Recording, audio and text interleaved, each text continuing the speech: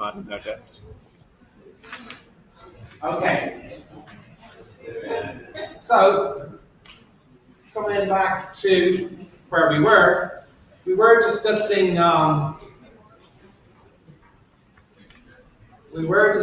some basic terminology,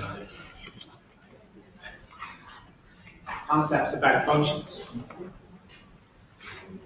We'd introduced the basic idea of what a function is, the idea of its domain and codomain. For function x, a function from a set x to a set y, x is called the domain. X is called the domain, y is called the codomain of f. And we looked at terms injective and surjective. Injective and surjective. We looked at the composition of functions, which was important. This is when we had a function f from x to y, and a second function g from y on to z, and then it was possible to define a function g after f, which set f to z, and the definition was that g after f on an element x was equal to g of f of x. So it's running the two functions together, performing one function after another. This is read as g after f, or g composed with f. And that's basically where we had left it.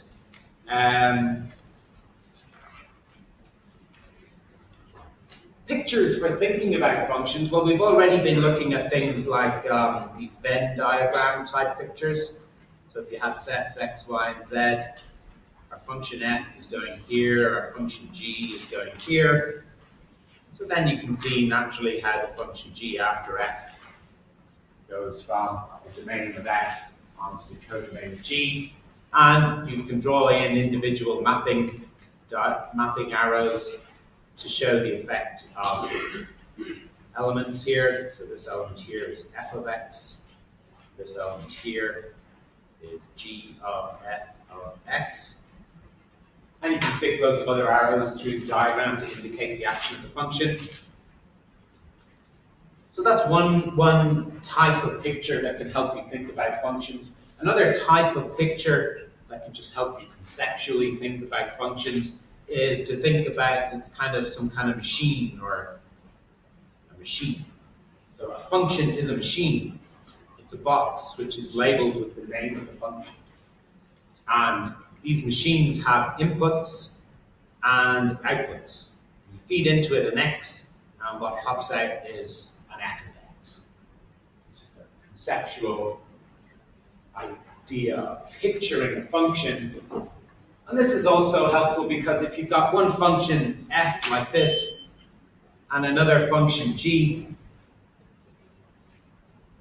which has inputs and outputs, then a natural picture for the composition of these two is to do g after f. So I'm doing g second, f first.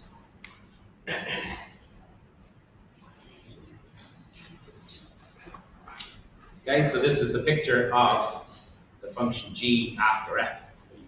Of course, you can only compose functions if their domains and codomains line up in the appropriate way, so that the outputs that one function produces are the valid things as inputs for the next function. Then you can compose them. So for instance, here in the f and g example, the codomain of f is y, the domain of g is also y. So the outputs produced by f live in y, but these are exactly the valid inputs for the function g. So then you can stick the two functions together like that. Okay. G after f. Okay. So that's more or less where we were. Oh, and we saw an important example is in general, composition is not commutative.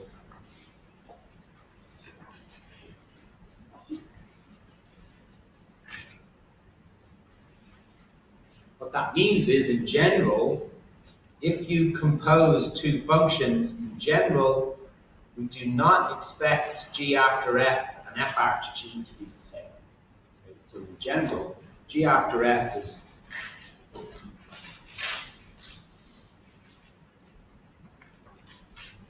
sometimes for particular functions g and f, g after f might be equal to f after g, but that's kind of special behavior. So in general, composition is not. This function composition is basically a mathematical capturing of the idea of doing one thing after another. And it's just a basic property of reality that if you do operations in different orders, it typically leads to different results. Okay? My example of baking the cake yesterday, mixing the ingredients, baking the mixture, that gives you a nice cake. If you do the operations in the opposite order, you bake the ingredients first, and then mix them, you just get a mess, not a cake. Okay? But this is borne out. This is borne out more mathematically with some examples like this that we considered, example 3.3, where we've got two functions both going from the real numbers to the real numbers. So f and g here were both from the reals to the reals. F is x squared minus 3, g is 2x plus 3. We can compose them and get formulas for the compositions, but the formulas are different. Okay? So they're different functions.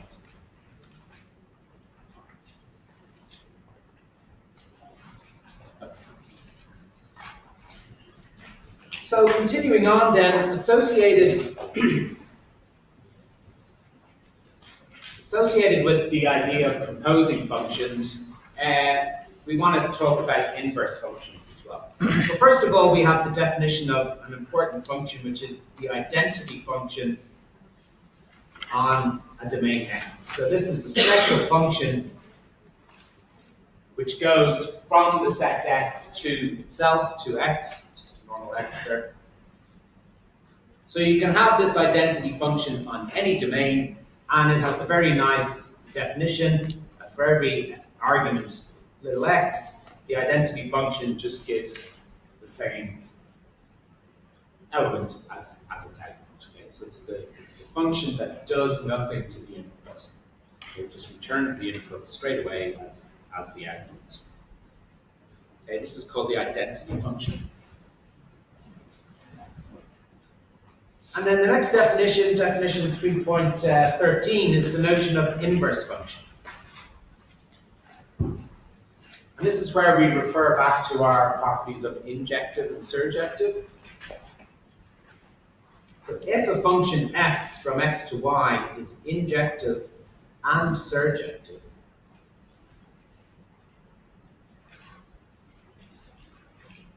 then there exists a function, we'll call it f inverse, which goes in the opposite direction from the codomain y of f back to the domain x of f, with the property that f inverse after f is equal to the identity function on the set x. And if you compose them the other way, f after f inverse, you get the identity function on the domain y.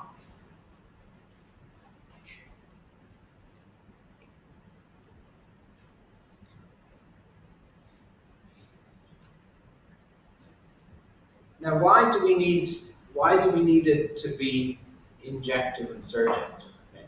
So this is a result. The inverse to a function only exists if the function is injective and surjective. These two together are called bijective. So bijective function is one which is both injective and surjective. Well, you see, if f is not injective, well, the reason f is not injective is because of situations like this, where you have two different elements sent to the same argument. So you've got an x1 and an x2, both being sent to this element, f of x1 is equal to f of x2. So you've got x1 not equal to x2. So you've got two different elements in the domain that get sent to the same value you encoded. Well, if it's not injective and you have a situation like this means there can't be an inverse function. Then there is no inverse function.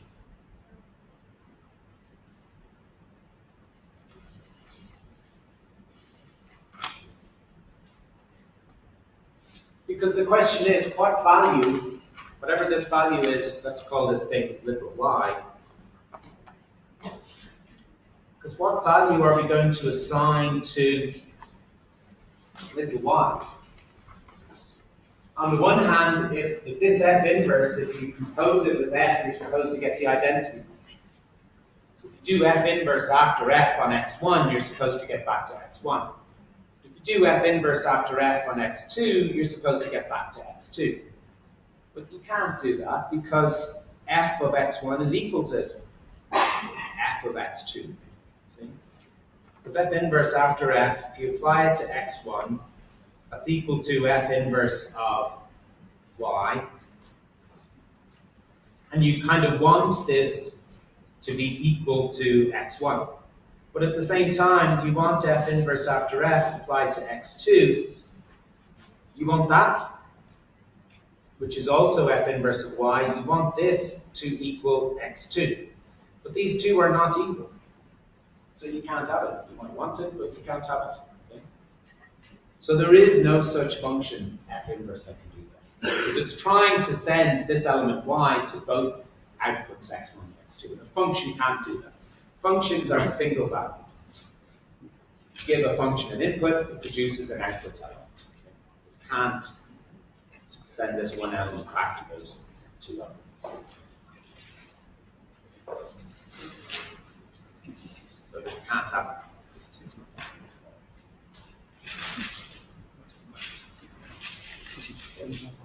And similarly, if f is not surjective,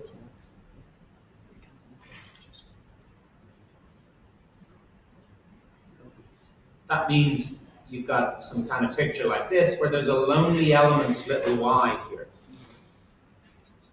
You've got loads of arrows going across, but you've got no arrow coming into y. So you can say that as for every x in x, f of x is never equal to y. The function is not surjective. There exists at least one or more elements little y like this. And then there can't be an inverse function.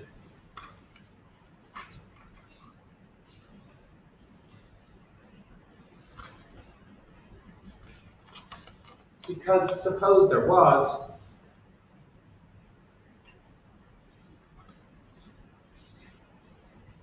an f inverse going from y to x. Well, according to the definition, f after f inverse is supposed to be the identity on y.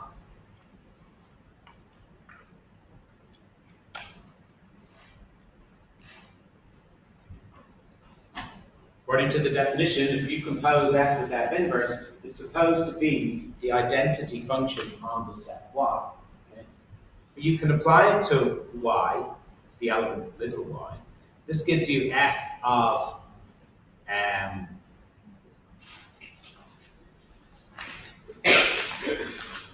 well, let's say f inverse, I'll draw it in a different color. We're supposing for a moment that the function f inverse does exist. This element does come over here to this element A. So this is the action of f inverse.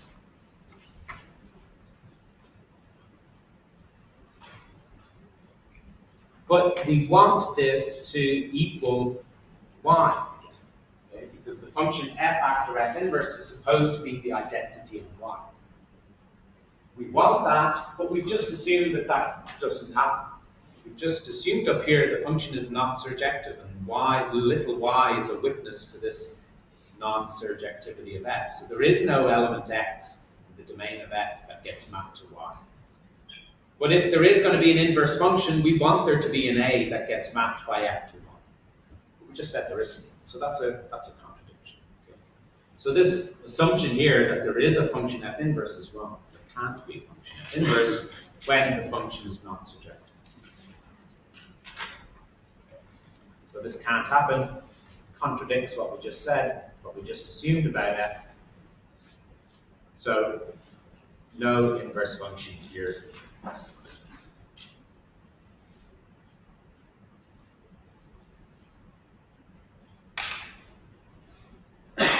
But if the function is injective and surjective, none of these objections apply. Okay? There will always be an inverse function.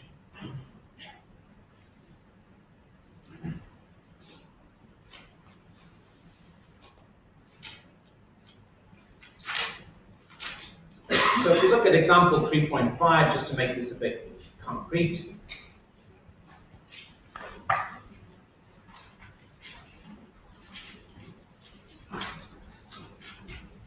we consider a function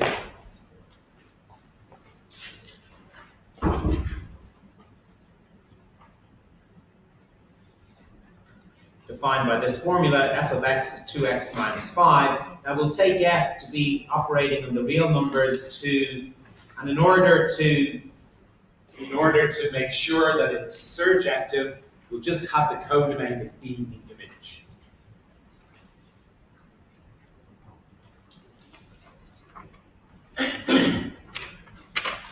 Remember, the image of a function f is just a set of values. So this is one way to automatically make the function surjective. So we just make the codomain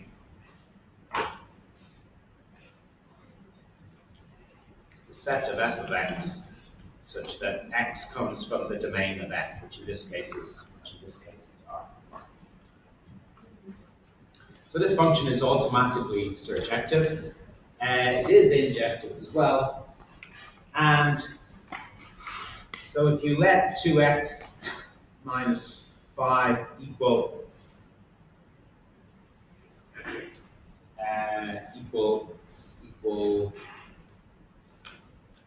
y, then by inverting this relationship, you get 2x equals y plus 5, and that's equivalent to saying x is y plus 5 over 2.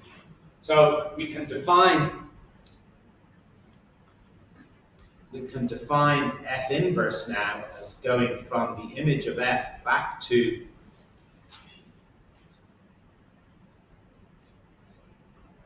r with the formula, with the definition, f inverse applied to y is y plus 5 over 2. Because if x was sent to y, x was sent to 2x minus 5, then that y, if we send it to y plus 5 over 2, that's equal to the original x value. So this ensures that when you compose f inverse after f, and you apply it to an element x, you get f inverse of f of x, i.e. f inverse of this y, which by definition sends us back to, or by construction is going to send us back to x. So this composition, f inverse after f, is the identity function on the set x.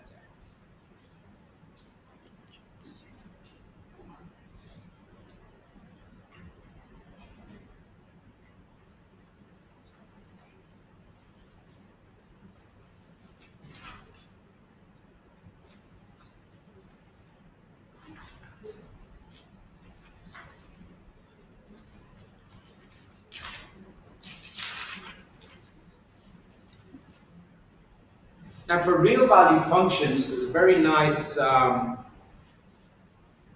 just show this in the notes because I've already got the diagram in the notes. For real valued functions, there's a very nice geometric way that we can think of the relationship between a function and its inverse. So the geometric way, or the diagram way we normally think of a function is we think of its graph. or a real value function, a function from subsets of the real numbers to the real numbers, and we view such a thing by its graph.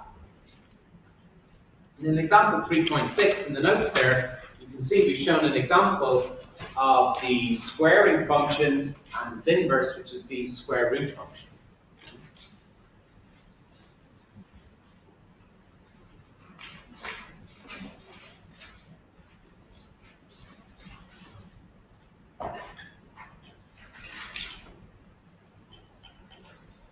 Okay, so this diagram here, so the solid black line is the graph of the function x, which is the squaring function.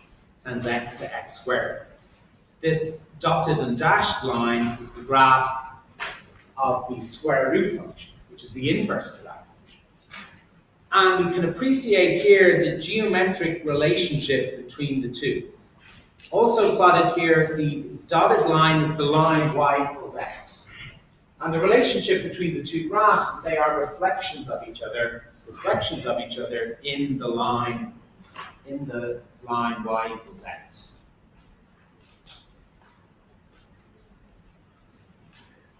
Okay, so the geometric operation of flipping the plane, reflecting the plane in the line y equals x, sends one of these graphs exactly to the other. And this corresponds to the idea where you've got a function from one domain to a codomain. The inverse function is the flip situation, sending the codomain back to the domain. So we're interchanging the roles of the domain and codomain to get the inverse of a function. So for functions defined with the real numbers, for real value functions, we always have this nice geometric interpretation of a function and its inverse according to their graphs.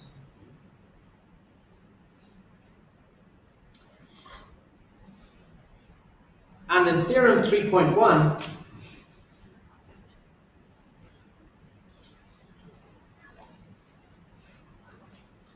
we have the relationship between inverses and composition.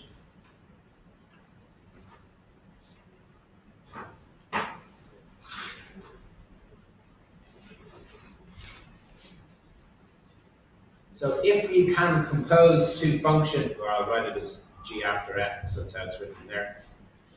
If you can compose two functions, f and g, like this, g after f, how does the inverse of the composition, how does that relate to the individual inverses? Well, there's a very clear relation. The inverse of a composition is the composition of the individual inverses, but crucially in the opposite order, okay? in the reverse order.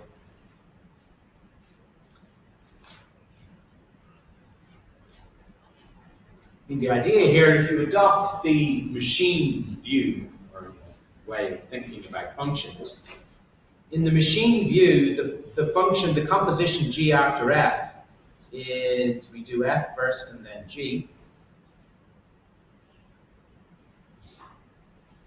Got inputs and outputs, so this is the machine function g after f. Well, to invert it, if you want to take the inverse of this, well, you take the machine and you reverse it. Yeah? You take what was the output, you make that the input, and what output does it produce? Well, it produces the corresponding input.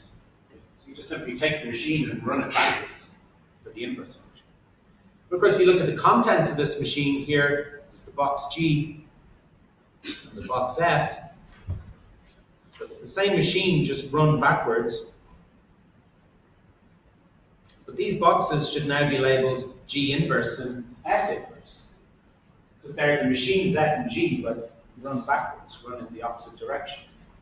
And what composition is illustrated here, we've got the inverse machine G inverse applied first, and then the function F inverse, the machine G inverse. So this is G inverse, F inverse, after G inverse. G inverse is the machine that's applied first here, and then F inverse. Now this is an important mathematical fact about functions. It's important to know, but it's not really a mathematical fact. Again, it's really just comes from reality as well. I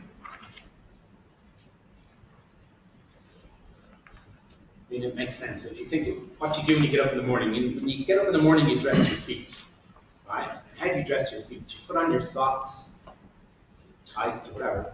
Put on your foot underwear, put on your socks, and then you put on your shoes. Yeah.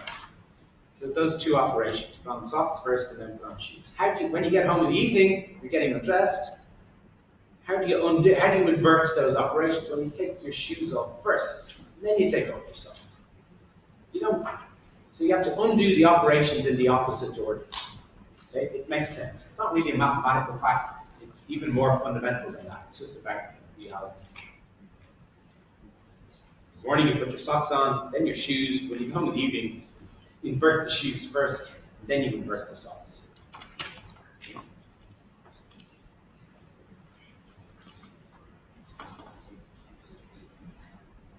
You've already seen this in the case of matrices. And this is what one of the tutorial questions was getting at as well.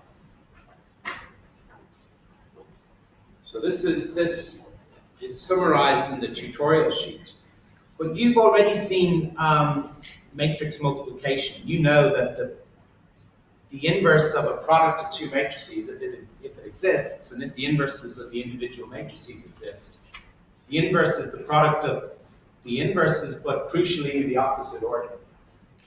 So that very much looks like the statement of functions. And it really is an example of exactly the same principle. Okay? Because matrices are functions in a certain way. If A is an n by n matrix,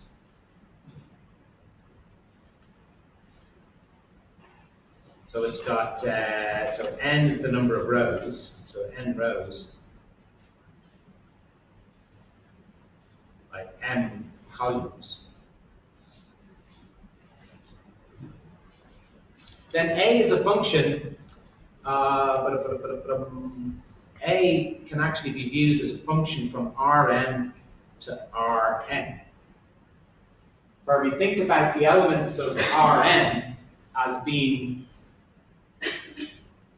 where Rn is the set of all n element column vectors.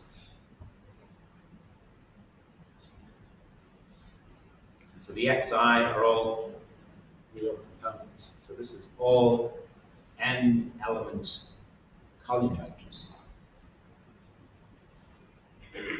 That's Rm, and similarly for Rn.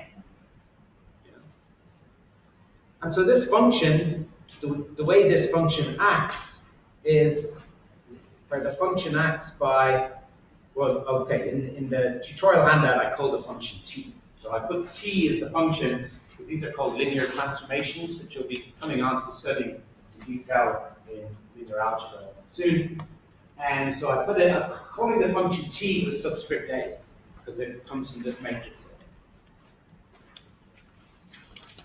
And the way this function t operates is you simply take the matrix A and you multiply it by the column vector.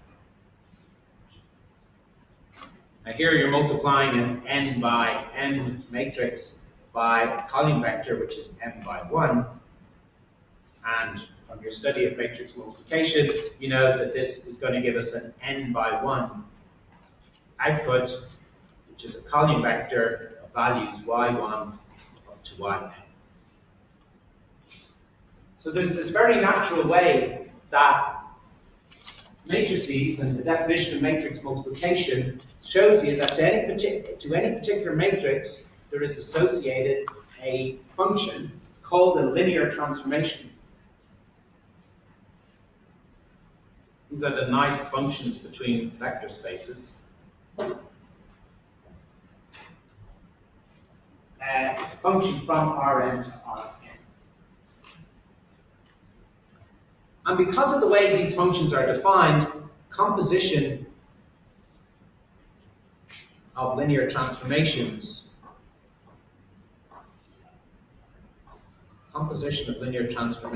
is multiplication of their matrices.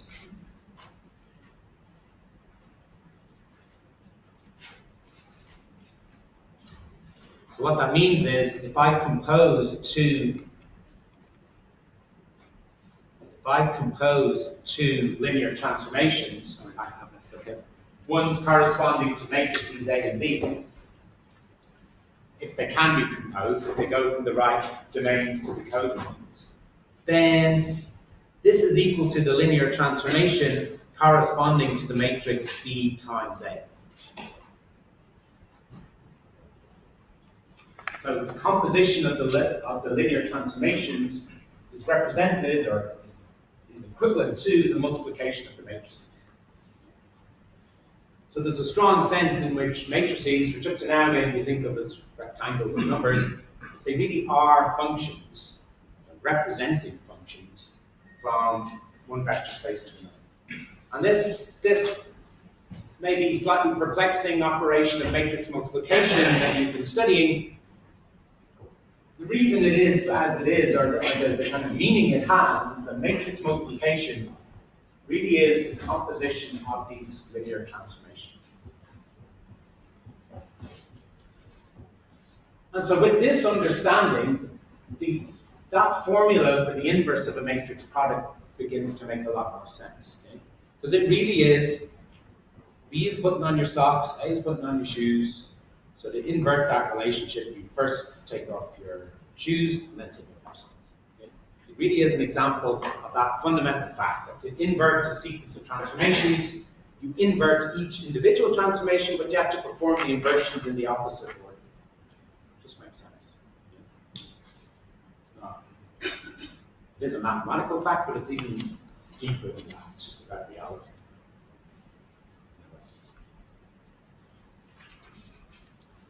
Okay.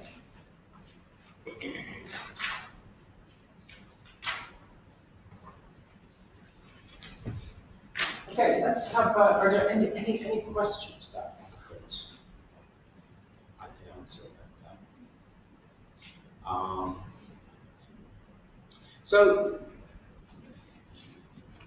So just be careful.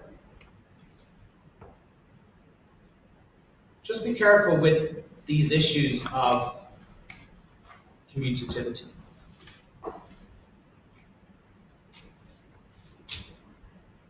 Because there's a temptation, because we know multiplication of numbers and addition of numbers is commutative. Okay?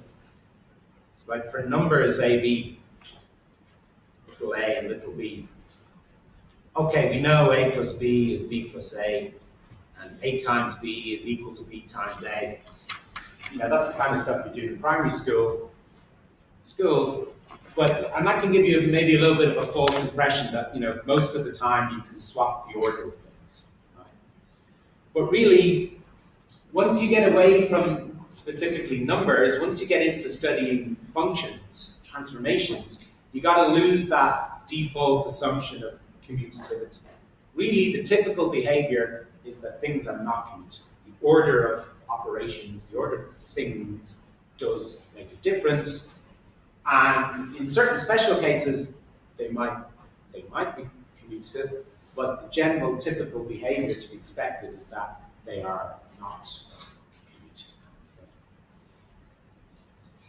But for functions,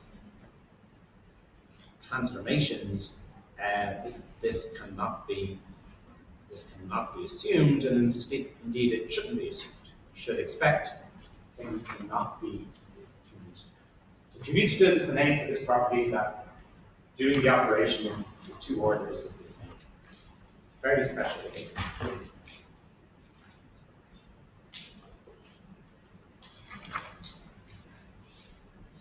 Okay, so just to bring up the current tutorial sheet, just end by just having a quick look at some of the things you're asked to do on the tutorial sheet. So you may be at various different stages with this, depending on which tutorial group you're in. But the functions you're being asked to the kinds of questions you're being asked to entertain here. And the first three questions are about injectivity and surjectivity. You're presented with a certain function phi. Now this function phi is a function of real numbers, and always using the same formula, but by making appropriate choices or restrictions of the domain and codomain, you can arrange the function to be all four combinations of injectivity and surjectivity. Question 2 asks to do the same thing for tan. And then question 3 presents you with this view of matrices, which we've just outlined on the page, viewing matrices as functions between vector spaces, and asking you to construct, just a kind of open-ended question, asking you to construct matrices A, which again exhibit all four, well, different matrices, showing variously all four combinations of the injectivity and surjectivity properties. And then questions 4, 5, and 6 are about inverses, composition. So an example there in question 4, we presented with 3 real value functions and being asked to just make sure you're able to confidently work out the formulae defining the various compositions. Can you readily, easily come up with your own examples of functions that show the non-commutativity of composition? Typically, I mean, you choose any functions. You'd expect it to show that they're non-commutable. And question 6 focuses on the inverses. So we're looking at 2 functions there, the squaring function and the logarithmic function. You're asked to examine the composition, the inverse of the composition, and confirm that in the case of these 2 functions, this relationship about the inverses and the inverse of the composition and the composition of the inverses does hold true. The composition, the inverse of the composition of the inverses is the opposite. Okay, tomorrow's lecture will look in detail at this partial fraction expansion business. And we'll do some examples and maybe look back at revisit some of the exercises on the telescoping partial sums of series, and evaluating exact values of some certain infinite sums by using this technique of partial fraction expansions. Okay. So I might end slightly early there, unless there's any questions that I can take now. Address any points. Okay, so do take a look at the mock test that's up there on Moodle. And there'll be solutions appearing in due course. Hi.